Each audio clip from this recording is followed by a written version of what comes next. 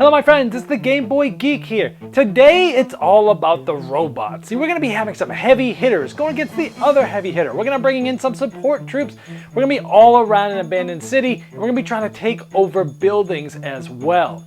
Today we're looking at a game called Giant Killer Robots Heavy Hitters, and this is from Weta Workshop. It's on Kickstarter right now, so I'm going to give you an overview of the game, not show you all the rules, but just give you a good idea of how the game works, and then we'll see you on the other side.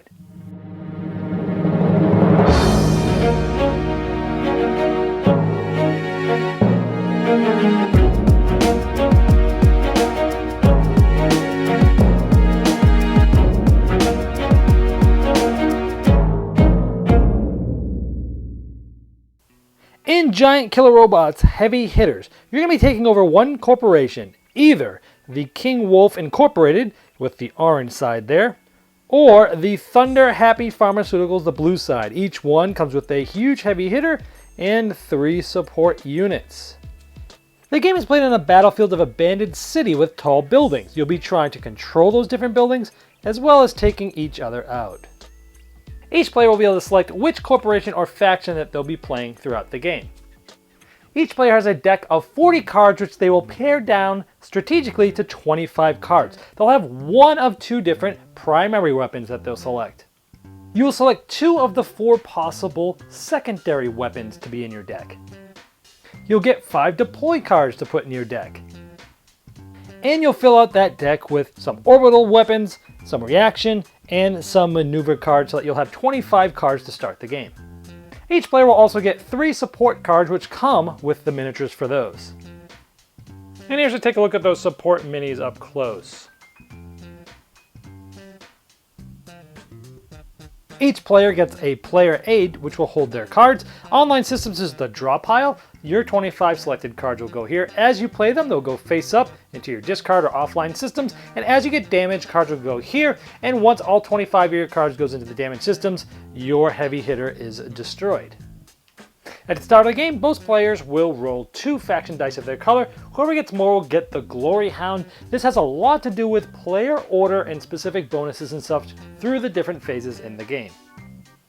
And starting with the Glory Hound, that player will be able to place their heavy hitter in one of the back hexes on their side of the board, and the other player will do likewise. Also, the last thing before you start is you'll get 6 cards from your draw deck, and once per game, only during this part. If you don't like your cards, you can reshuffle them and take 6 others once per game, only during setup. The game goes through 5 phases each round. Glory Hound will go first in the deploy, the move, and the tagging phases. During the deploy phase, you can play a deploy support unit card into your offline system's discard pile, and you can deploy one of your support units. You can only do this once per phase, and it just takes 1 card, and you just deploy one of your units, and you'll place it up to 2 hexes away from your heavy hitter into an unoccupied space. Now, many things cost energy in this game, so you have to use it wisely, and if you deploy it with a card, you lose 2 energy to do so. If you wanted to deploy one of those units without a deploy card, it would have cost 4 energy. Now, during the movement phase, Glory Hound goes first. They will first move their heavy hitter up to 1 spot for every energy that they want to use. Now, you cannot move through another support from another player, but you can end your turn on there, and this player would have to choose where to move them to an adjacent open spot. You can never move through buildings or onto buildings. They can move through hexes of their own faction, but they can't end their turn there, and they can't end their turn on the other heavy hitter. Now, even if you don't move the heavy hitter, you can turn it, because if you look at this, here are the 3 directions that the heavy hitter will shoot from. Now again, it's 1 for every move you make, and it can go below, but you'll end up taking damage for every one you do that. After the heavy hitters move from the Glory Hound, the other team's faction gets to move their heavy hitter, and then the Glory Hound gets to move their support people. And the order it goes in is the Glory Hound will go first in each of these. They will get to move their combat support, then the other team will. Then they get to move their repair support unit. Then the other team will move their repair support unit. And then the recon support unit. And then the other team's recon support unit. So that's the order of the movement for the supports. Now, it doesn't cost energy to move the support units, but the cards will tell you how far they can move. Now, the supports can move through the same faction, but they cannot move through opposing factions. They can't go through buildings or land on them, and they cannot end their movement on any robot in the game. Now the recon specific support units can fly through opponents and through buildings if they can move through them. So they're the only support ones that can kind of go through those. And some movement cards allow you to do special maneuvers when moving.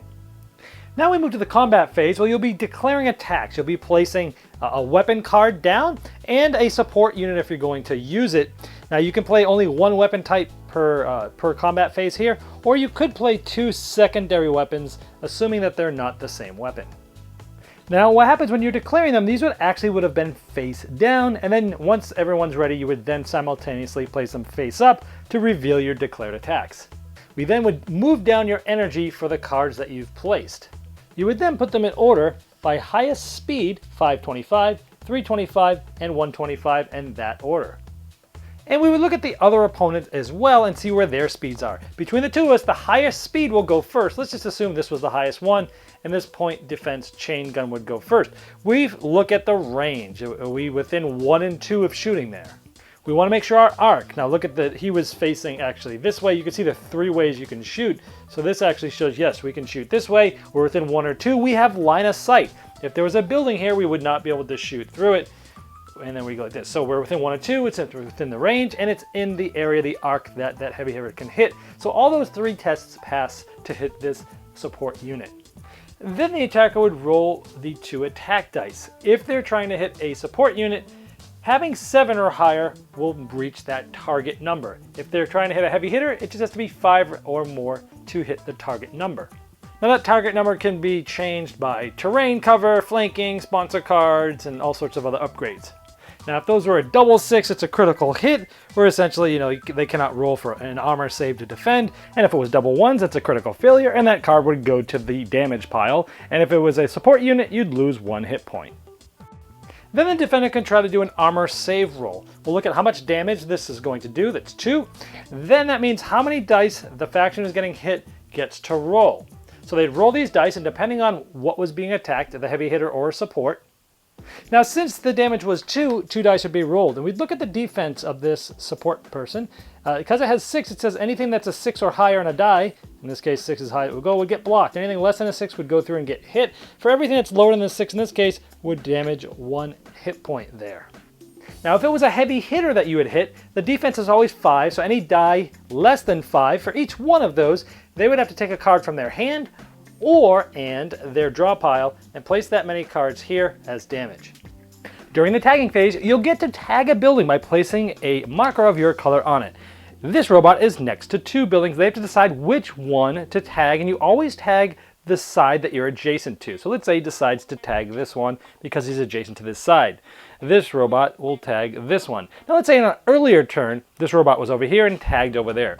Now the other robot, let's say this robot was here from the other side, they can, if they want, when they're tagging this, they would remove it because they're adjacent to that side and put their own. And they can only do that if this isn't fully controlled by the other team. And for each of the tags you place, you'll get one of these sponsor cards, which just gives you another special ability. For example, play with a declared weapon, range boost, increase the range of a weapon by 1 when firing this round. Or play during the deploy phase. Fickle consumer base, steal a random sponsor card from your opponents. These just give you one-time sort of abilities mostly. Now if any one side has at least 4 of their tags on a building, they're known to control it. And only that rubble hex would be there with their marker to show it, and since the building's gone, it no longer provides cover. Then we go to the reset phase where you would reset all your energy back to 5. You would refill your hand back up to 6 cards. If you don't have enough, you'd shuffle your discard pile into a new draw pile. Then the Glory Hound might change hands. It goes to whoever placed the most tags in the tagging phase of this round. If it's a tie, then whoever is clockwise to the player that had it this round will take it. And this continues until either one player has all 25 of their cards in their damage pile, they lose, or when one side controls 4 buildings. Alright, that's Giant Killer Robots Heavy Hitters from Weta Workshop. Now this game is on Kickstarter right now. So if you go to the link in the description of this video and click that, you'll be brought right directly to the Kickstarter page where you can learn even more details about the game, see what pledge levels they have, and possibly even back it. I'm sure the people at Weta Workshop would love your support.